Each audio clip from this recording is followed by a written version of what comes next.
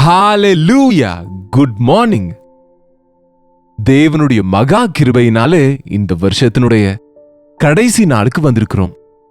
என் ஆத்துமாவே கர்த்தரை நீ ஸ்தோத்தரி, அவர் செய்த உபகாரங்களை எதையும் நீ மறவாதே என்ற வார்த்தையை நினைவு கூர்ந்து, இந்த 365 நாட்களும் தேவன் நமக்கு செய்த எல்லா நன்மைகளையும் நாம் நினைத்து அவரை துதிப்போம். இவ்வளவு நன்மைகள், இத்தனை நன்மைகள், இவ்வளவு ஆசீர்வதிக்கப்பட்ட நாம் எவ்வளவாய் தேவனை துதித்தோம், அவர் எவ்வளவு மகிமைப்படுத்தினோம் என்று நம்மை நாம் பரீட்சித்துக் கொள்ளுவோம். நம் கணக்குகளை தேவனோடு சரி செய்து கொள்ளுவோம். வாங்க ஒரு சிறிய ஜெபத்தோடு தேவனுடைய வசனத்தை தியானிப்போம். பரிசுத்தரே, உமக்கு நன்றி ஆண்டவரே.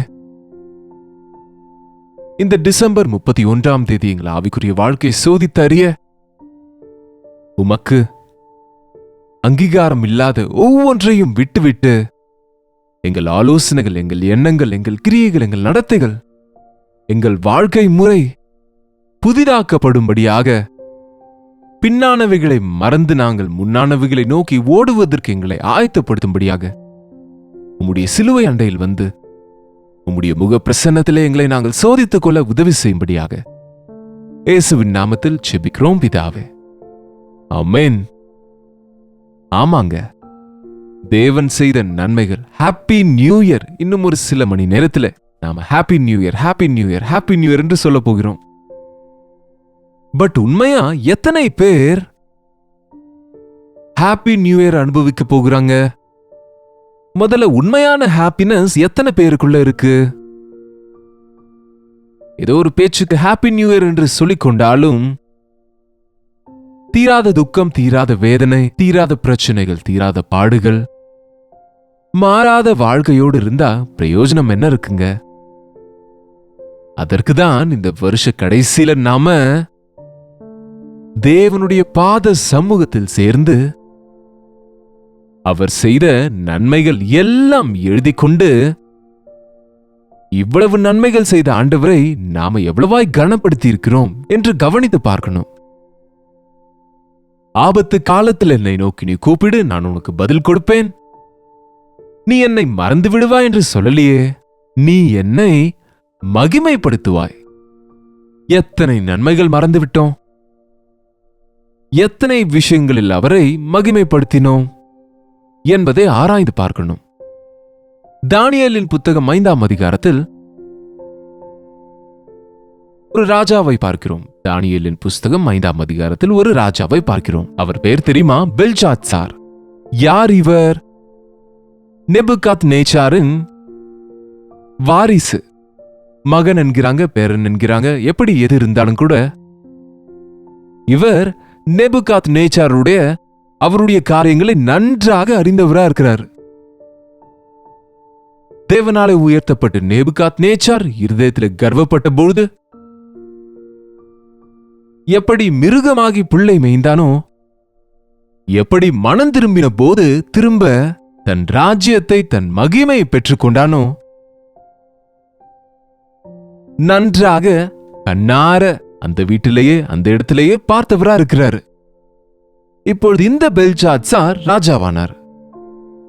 என்ன செய்யணும் இப்போ? தன் தகப்பன் தேவனை, அவன் முன்னோர் ஏற்றுக்கொண்ட யெகோவா தேவனை ஆராதிக்க வேண்டும்ல. இன்றைக்கு நான் ராஜாவானேன் என்றால் நான் ஏதோ யுத்தம் செய்து ராஜ்யத்தை சம்பாதிக்கவில்லை, என் முன்னோரின் ஆசீர்வாதம் இது என்று நன்றியோடு இருக்க வேண்டாமா? அந்த காலத்தில் ராஜாக்களுக்கு அநேக குமாரர் இருப்பாங்க, ஆனா ஒருவருக்கு தான் வாய்ப்பு கிடைக்கும், அந்த வாய்ப்பு எனக்கு கிடைத்தது என்று நன்றியோடு இருக்க வேண்டும் இல்லையா? என்ன செய்தாரோ பாருங்க. பெல்ஷாத்சார் என்னும் ராஜா தன் பிரபுக்களில் 1000 பேருக்கு ஒரு பெரிய விருந்து செய்து, ஒரு பெரிய பிரைஸ் மீட்டிங் போலங்க, ஸ்தோத்திர கூட்டம். Midnight, come drink dance, eat drink and dance என்று நம்ம சிட்டிஸ்ல 5 ஸ்டார் ஹோட்டல்ஸ்ல celebrate happy new year throughout the night, eating, drinking and dancing என்று பெரிய பெரிய அட்வர்டைஸ்மெண்ட்ஸ் வைப்பதுண்டு. கூட்டம் கூட்டமா ஜனங்களும் போகிறாங்க. இன்னும் வாலிபர் கதையை சொல்ல வேண்டாம். அந்த பைக் கிடைச்சதுல அந்த பைக் எடுத்துக்கொண்டு ரோய் ரோய் ரோயின் என்று ஹைதராபாத்ல ரிங் ரோடு, எங்களுக்கு இங்க மகாபலிபுரம் ரோடு என்று ஒன்று இருக்கு. அது ரொம்ப நல்லா இருக்கும் என்பாங்க. காற்று நல்லா அடிக்கும் போல, டிராபிக் இருக்காது அதிகமா. சோ சர்ன்னு போயிட்டு காலையிலக்குள்ள எத்தனை ஆக்சிடென்ட்ஸ் எத்தனை பேருக்கு நடக்குது பாருங்க. எவ்வளவு பயங்கரங்க. ஹாப்பி நியூ இயர் என்று தெருவில் சுற்றி கொண்டு சாப்பிட்டு குடித்து கத்துவதற்கா தேவன் நமக்கு இன்னொரு வருஷத்தை கொடுக்கிறாரு. அந்த ஒரு நாள் ஹாப்பினஸா அர்த்தமே இல்லாத விதத்துல செலிப்ரேட் செய்கிறாங்க நியூ இயரை. இந்த பெல்ஷாத்சார் போன்றவங்க நினைக்கிறாங்க, ஒரு பெரிய விருந்து செய்தாரு, தன் பிரபுக்களில் 1000 பேரை அழைத்தாரு, திராட்சரசம் குடித்துக் கொண்டிருக்கிறாங்க. தன் பிரபுக்களை, தன் மனைவிகளை, தன் வைப்பாட்டிகளை அவற்றில் திராட்சரசம் ஊற்றி குடிக்கும்படியாக தன் தகப்பன் நேபுகத்நேச்சார் எருசலேம் தேவாலயத்திலிருந்து கொண்டு வந்த பொன்வெள்ளி பாத்திரங்களை கொண்டு வர சொல்லி கட்டளையிட்டார். தேவாலயத்தில் இருக்கக்கூடிய பொன்வெள்ளி பாத்திரங்களை நேபுகாத்நேச்சார் கொள்ளையிட்டான். அது பத்திரப்படுத்தப்பட்டிருக்கு. இவன் குடித்து வெறிப்பது மட்டுமில்லாமல் தேவனுடைய ஆலயத்தில் இருக்கிற தேவனுடைய உபகரணங்களை, தேவனுடைய பாத்திரங்களில் திராட்சரசத்தை ஊற்றி குடிக்க தொடங்கிவிட்டான். ஐயோ!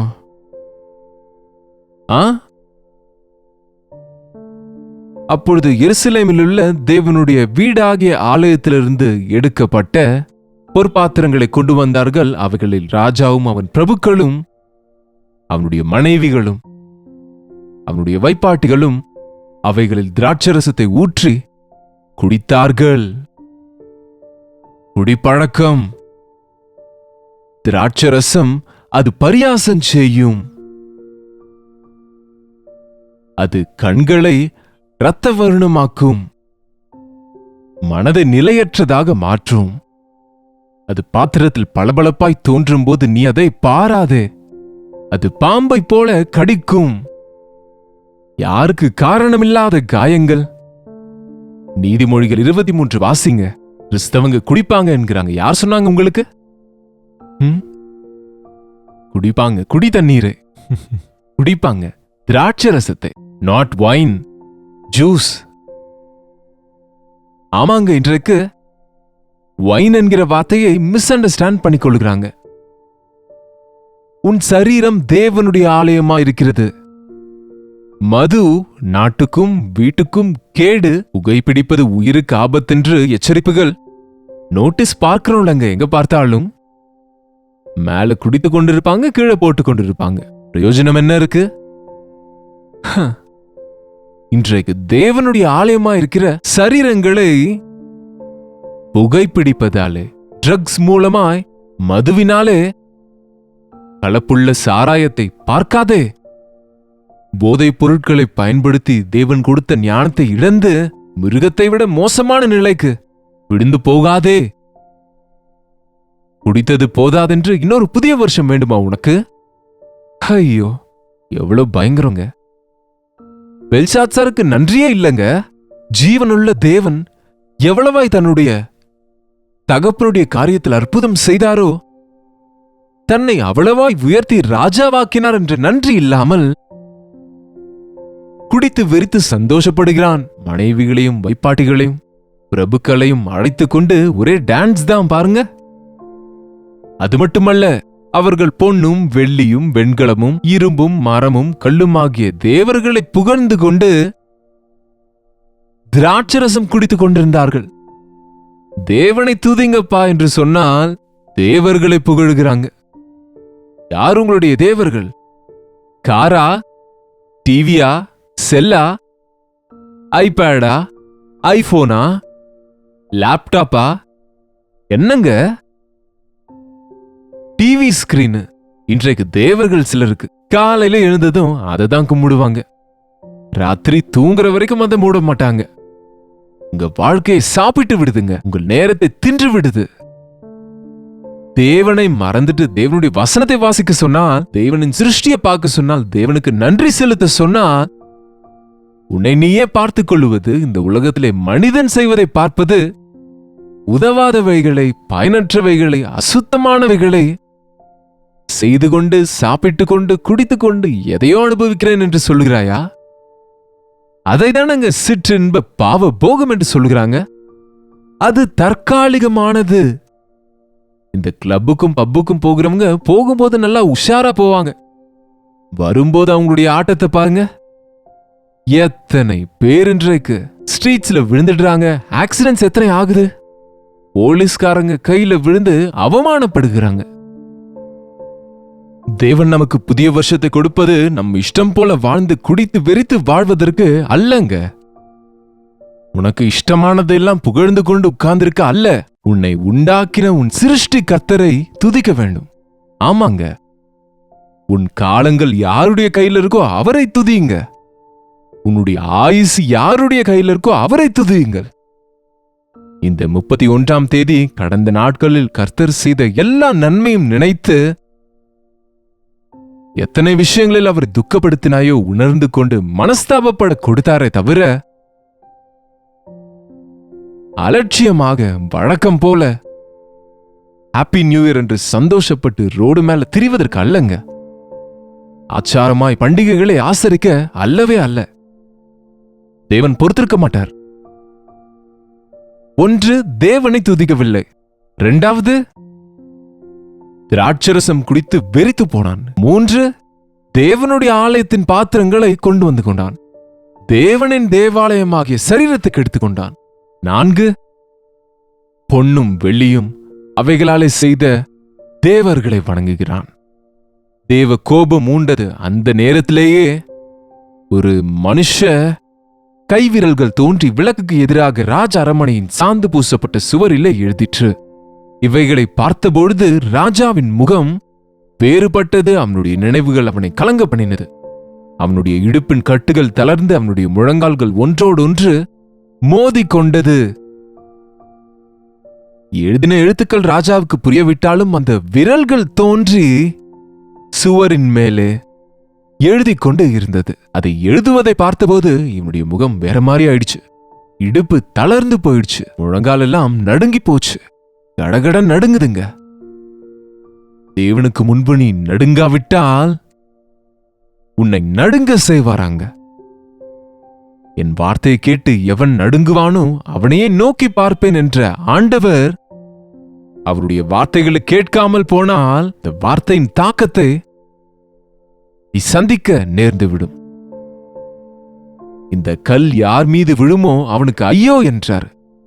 அந்த கல் நம் கிறிஸ்து. யோசித்து பாருங்க. இந்த 31st நைட் தேவன் செய்த நன்மைகளை நினைக்க ஆலயத்துக்கு போங்க. பிளீஸ் பிளீஸ் பிளீஸ் ஆலயத்துக்கு போங்க. தேவனுடைய ஆலயத்துக்கு சென்று முழங்கால் போட்டு யார் வந்தாங்க யார் இருக்கிறாங்க என்பதெல்லாம் பார்க்காமல் அவர் சமூகத்துல தண்ணீரை ஊற்றுவது போல இருதயத்தை ஊற்றுங்க. உங்க கீழ்ப்படியாமையை, உங்க பலவீனங்களை ஒத்துக்கொள்ளுங்க. தேவன் செய்த நன்மைகளை நினைத்து அவரை துதியுங்க. அவரை வேதனைப்படுத்தின காரியங்களுக்காக மனஸ்தாபப்படுங்க. தேவன் மன்னிப்பார். அந்த எழுத்து யாருக்கும் புரியவில்லை. அப்பொழுது தேவனுடைய ஆவியை கொண்டவங்க மட்டும்தான் அதை விவரிக்க முடியும் என்ற போது தானியேலை அழைத்து தானியேல் அதை வாசித்து மெனே மெனே தெக்கெல் உப்பார்சின் பாருங்க 24ஆம் வசனம்.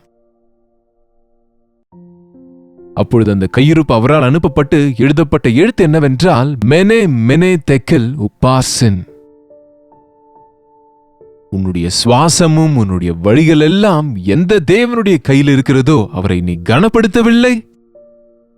நீ அவருக்கு பயப்படாதது நிமித்தம் இதோ தேவனின் தீர்ப்பு உன் மேலே வந்தது. மெனே மெனே என்பதற்கு தேவன் உன் ராஜ்யத்தை மட்டிட்டு அதற்கு முடிவுண்டாக்கினார். தெக்கேல் என்பதற்கு நீ தராசிலே நிறுத்தப்பட்டு குறைவாக காணப்பட்டா என்றும், பெரெஸ் என்பதற்கு உன் ராஜ்யம் உன்னிடத்திலிருந்து பிரிக்கப்பட்டு எடுத்து போடப்பட்டது. மெனே மெனே தெக்கல் உஃபாரசின். உன்னை கணக்கு பார்த்து முடித்து விட்டேன். உன் கணக்கு சரியா இல்லை. தேவன் உனக்கு எத்தனையோ செய்தாரு. நீ அவருக்கு எவ்வளவோ கடன் பட்டிருக்கிறாய். மன்னிக்க முடியாத அளவுக்கு கடன் மீந்திருக்கிறது. கொடுத்த வாய்ப்பை எல்லாம் தவறாக பயன்படுத்தி விட்டாய்.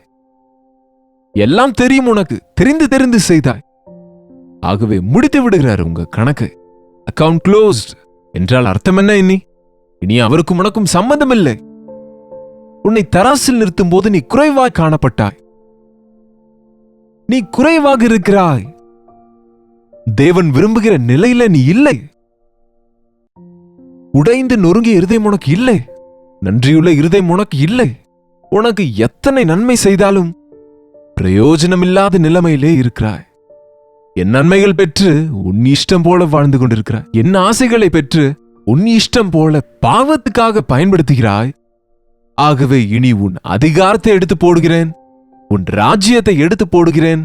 உன் கதை முடிஞ்சது. உங்களுக்கு தெரியுமா, அன்று இரவு அவன் கொல்லப்பட்டான். அந்த வார்த்தை கேட்டபோதாவது குறைந்தது மனஸ்தாபப்பட்டிருந்தால் ஆண்டவர் நிச்சயமா மன்னித்திருந்திருப்பாருங்க. ஆனா என்ன செய்தான்? அப்போது பெல்ஷாத்சார் தானியேலுக்கு ரத்தாம்பரத்தையும் அவனுடைய கழுத்தில் பொற்சரப்பணியையும் தரிப்பிக்கவும் ராஜ்யத்தில் அவன் 3ஆம் அதிகாரியாய் இருப்பவன் என்று அவன் கட்டளையிட்டான். அந்த ராத்திரியிலே பெல்ஷாத்சார் கொலை செய்யப்பட்டான். எனக்காக ஜெபி தானியேலே, ஆம் உண்மைதான், நான் தேவனுக்கு கீழ்ப்படியவில்லை என்று மனம் திரும்பி இருந்தால் மன்னித்திருந்திருப்பார். துன்மார்க்கன் சாகிறது எனக்கு எவ்வளவு வேணும், பிரியம் அல்ல. அவன் மனம் திரும்பி மனஸ்தாபப்பட வேண்டும் என்று வாழும்படி பாவங்களை அறிக்கை செய்து வாழ வேண்டும் என்று விரும்புகிற தேவன் இன்றைக்கு நம்மோடு சொல்லுகிறார். நமக்கு ஒரு லாஸ்ட் சான்ஸ் கொடுக்கிறார். சாயங்காலம் வரை நமக்கு நேரம் இருக்கு. இந்த 31ஆம் தேதியின் நள்ளிரவு வரைக்கும் நமக்கு டைம் இருக்கோ என்னமோ, அது கூட எல்லாருக்கும் இருக்கோ இல்லையோ எனக்கு தெரியாது. பட் தேவனின் தீர்ப்பு நம்மேல் வரும் முன்பே தீர்ப்பு தீர்ப்பு தீர்ப்பு இருக்குங்க. தேவன் நீடிய சாந்தம் உள்ளவர். ஆனால் அவர் கோபம் ஒரு நிமிஷம் இருக்கும். ஒரு நிமிஷம் நம்மை கைவிட்டால் நம்ம மண்ணாக போய்விடுவோங்க. நம்ம சுவாசம் நின்றுவிடும். நம்ம எதுக்கு உதவ மாட்டோம். அவர் பாதத்துல விழுவோம். பா, என்ன சரி செய்யுங்க, என்ன குணப்படுத்துங்க, என்ன மன்னியுங்க, என்ன சுத்திகரிங்க. உண்மைதான், நீர் விரும்புகிற நிலையில நான் இல்லை. எத்தனையோ நன்மைகள் ஆசீர்வாதங்களை பெற்றேன், ஆனால் நன்றி இல்லாதவனாகவே இருக்கின்றேன். ஐயா, என்னை மன்னிப்பீரா என்று ஆண்டவர் பாதத்தை பிடித்து இன்று நாளெல்லாம் செலவிடுங்க. தேவன் கொடுக்கும் வாக்குத்தத்தங்களை பெறுங்க. நானே என்னுடைய சித்தத்தின்படியாக உன் பாவங்களை குலைத்து போடுகிறேன், உன் அக்கிரமங்களை துடைத்து போடுகிறேன். அவைகளை என்றைக்கும் நான் நினைக்கவும் மாட்டேன்.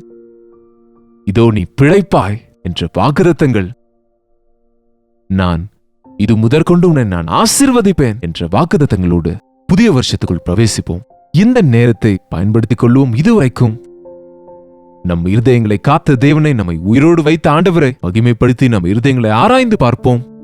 தேவ ஆசீர்வாதங்களோடு இன்னொரு வருஷத்துக்குள்ள பிரவேசிப்போம். செபிப்போம். பரிசுத்தரே, அன்புள்ள தகப்பனே, இந்த கடைசி வாய்ப்பை நாங்கள் யாரும் தவற விடாமல் எத்தனையோ முறை எத்தனையோ விஷயங்களில் உம்மை வேதனைப்படுத்தினோம் என்று உணர்ந்து கொள்ளும்படியாக பரிசுத்த ஆவியானவர் எங்கள் மேல ஊற்றுங்க ஆண்டவரே.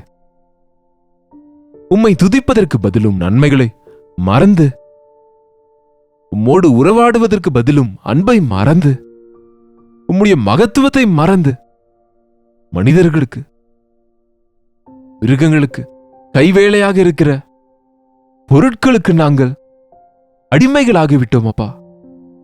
குடிக்கு, சாப்பாட்டிற்கு, போதைக்கு எங்கள் சரீரத்தை பாவத்தின் நிலையங்களாக மாற்றிக்கொண்டு தேவாலயமாக இருக்க வேண்டிய நாங்கள் எதற்கும் உதவாதவர்களாக இருக்கிறோம் என்று உணர்ந்து கொள்ளுகிறோம் அப்பா.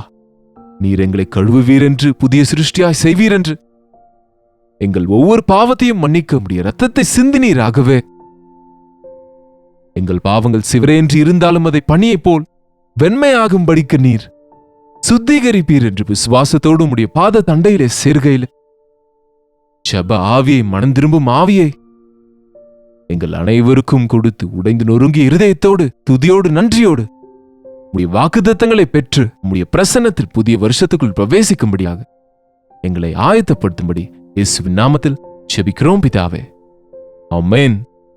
நம்முடைய பிதாவாகிய தேவனுடைய அன்பும் குமாரனாக இயேசு கிறிஸ்துவின் கிருபையும் பரிசுத்த ஆவியானவருடைய அந்யோன்யமும் ஐக்கியமும் கூடி வந்திருக்கிற நம் அனைவருக்கும் இப்பொழுதும் சதா காலமும் துணையாயிருப்பதாக. ஆமென். தேவனுக்கு ஸ்தோத்திரம். உங்களுடைய ஜெப விண்ணப்பங்களை, பாரங்களை இன்றைக்கே எங்களுக்கு தெரியப்படுத்துங்க. நீங்க செய்த தீர்மானங்களை குறித்தும் தெரியப்படுத்துங்க. 8939801234 என்கிற எண்ணிற்கு ஒரு டெக்ஸ்ட் அல்லது வாய்ஸ் மெசேஜ் மூலமாக தெரியப்படுத்துங்க. உங்களுக்காக நாங்க ஜெபிக்கிறோங்க. கர்த்தருக்கு சித்தமானால் நாளை காலை 7 மணிக்கு இதே நேரத்தில் அனுதின தியானத்தை பார்க்க